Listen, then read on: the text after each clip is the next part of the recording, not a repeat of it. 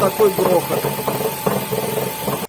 Всем привет! Сегодня буду опять снимать коробку, чтобы поменять либо двухмассовый маховик, либо причина с первичным валом, либо еще что-то.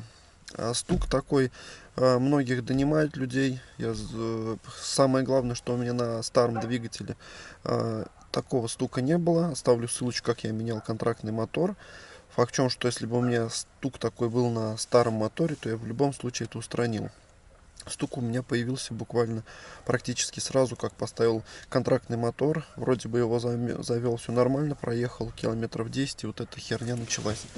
Ладно, давайте посмотрим, вот как она заводится. Машина, кстати, стоит 2 дня. Это на выжатом сцеплении.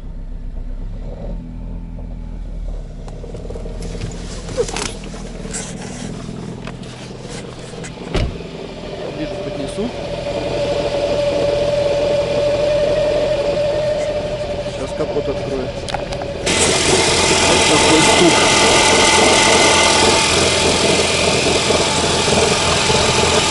Сейчас камеру поближе туда поднесу.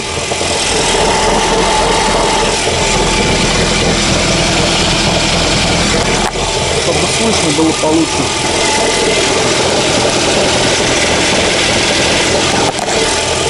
Прослушал все через как черенок от лопаты, но стук прям идет со стороны, либо я думаю, это первичный вал, либо этот маховик, гребаный, извиняюсь, сама. Вот смотрите, машина уже поработала еще минут 5, а звук все равно такой идет. Выжимаю сцепление. Звук как бы уходит, но чуть-чуть он все равно остается. Хотя многие пишут, у всех при выжиме сцепления звук уходит полностью. Сцепление отжимаю. Сцепление нажимаю. Так вот, загнал машину в гараж.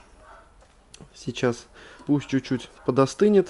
Сейчас сделаю вставочку, как у меня еще она до этого гремела, тоже когда я менял заднюю подвеску. После завел. Можно будет тоже послушать более отчетливо, так как в гараже создается эхо, более отчетливые стуки. Вот.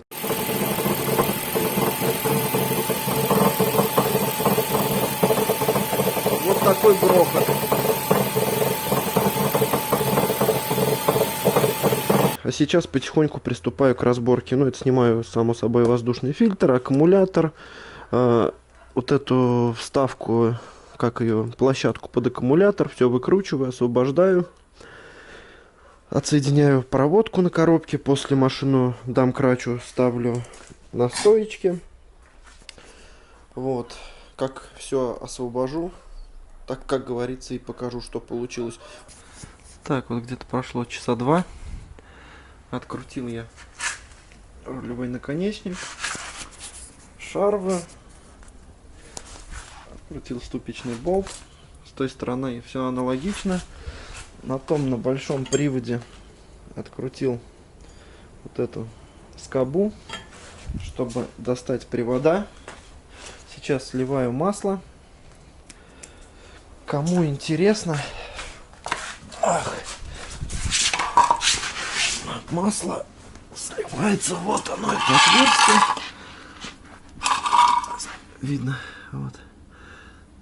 Тут шестигранник. Вот, а заливается оно вот с этой стороны, вот наверху. Вот сейчас, потом как вот этот привод, тут как раз говорил про эту скобу, ее снял, чтобы этот привод достался. Кстати, смотрите, масло из датчика ГУРа херачит. Так, ладно, отвлеклись. Как сливаю масло и начинаю потихоньку раскручивать коробку. И все здесь вот так выглядит. Дроссель снял, чтобы к стартеру снимать поудобнее было. Ну и такие мелочи, как троса, там трубка сцепления. Кстати, с ней очень аккуратно. Вот эти все пластиковые зажимы очень такие ненадежные. Вот. Ну, короче, продолжаю. Так, полный процесс разборки не снимал. Достали стойки, сняли рычаги. Достали подрамник. Рейку оставили на месте. Хотя информации, честно сказать, мало.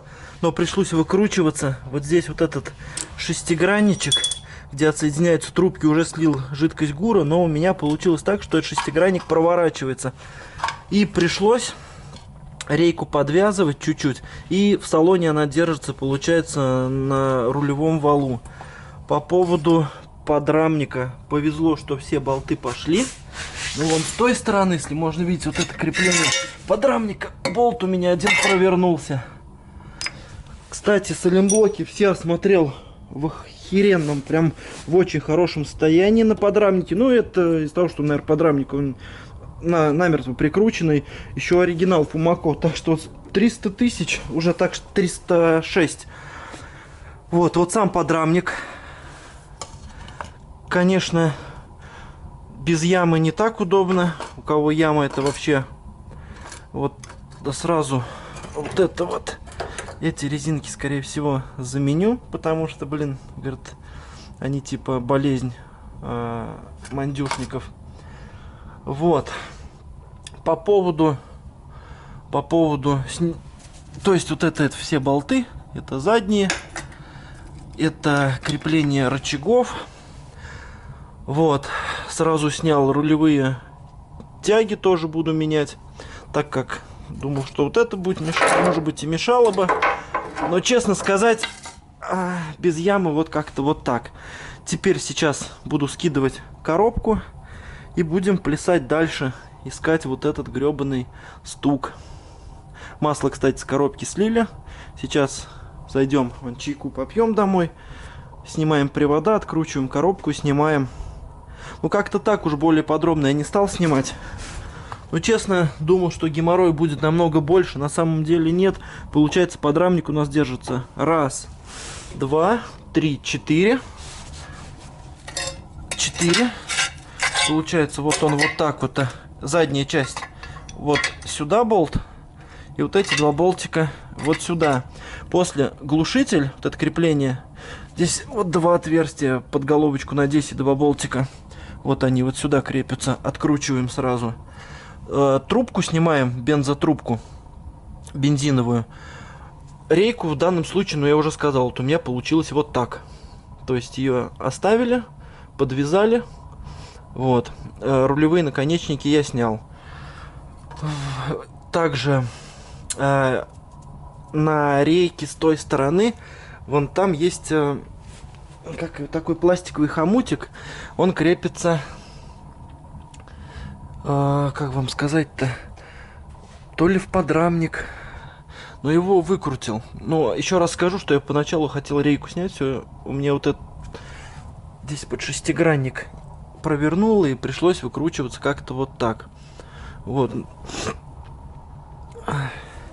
Вот в таком состоянии рычаги. Кстати, вон саленблок порванный. Это замена. Этот саленблок можно видеть порванный. Да, порванный. Вон нитки из него полезли. Вот, так что эти саленблоки замена. Шаровая замена.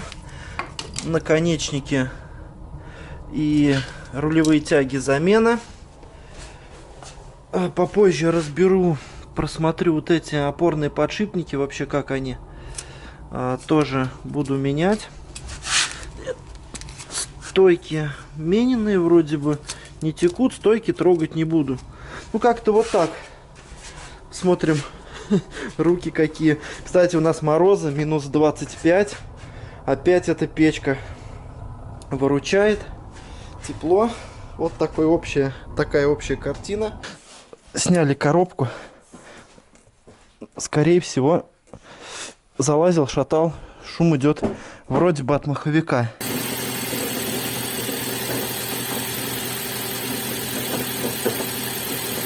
Так что коробка ни при чем.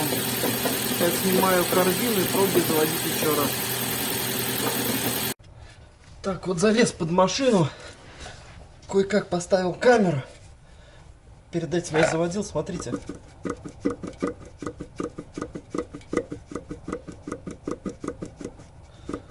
знакомые звуки.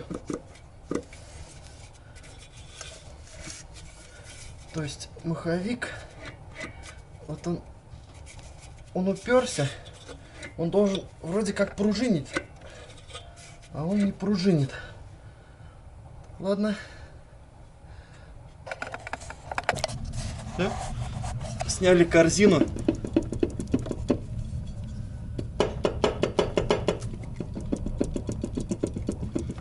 Вот такой звук. Завозим без корзины.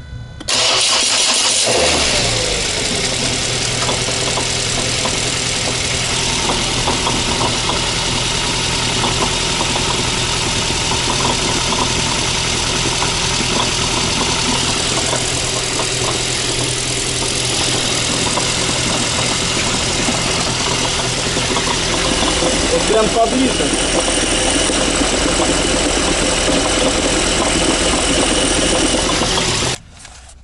Вот, достали этот двухмассовый маховик. Еще раз покажу на снятую, как он стучит. Просто послушайте.